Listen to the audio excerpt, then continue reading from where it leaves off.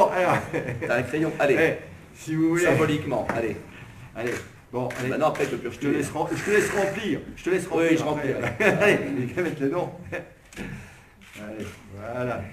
Là, c'est le premier parlementaire qui signe le parrainage. Ah oui, hein. Ah non, il y en aura peut-être un deuxième, il ne l'a pas encore fait. Oui, donc, on le fera, c'est le premier parlementaire à signer le parrainage. Voilà.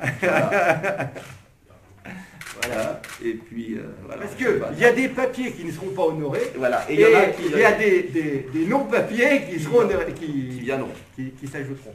Voilà. C'est déjà bien. J'ai décidé de parrainer Nicolas Dupont-Aignan parce que je pense que la démocratie doit s'exercer et il est scandaleux que les deux grands partis, l'UMP et le PS, essayent de faire des pressions pour avoir le monopole des candidats.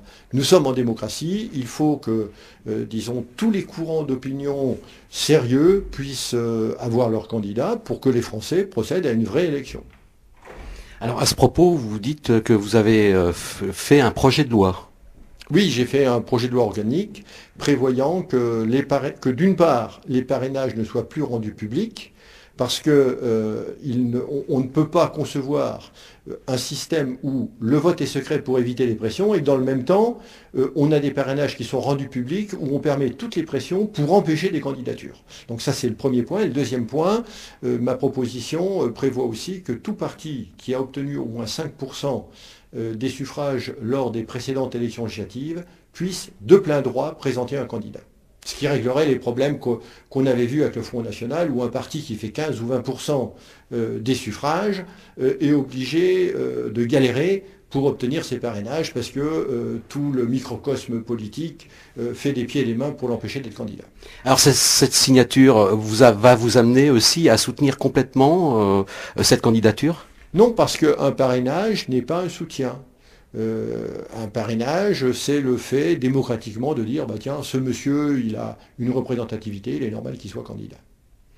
Alors, vous avez été réélu sénateur de Moselle. Quel est un peu votre travail au Sénat aujourd'hui ?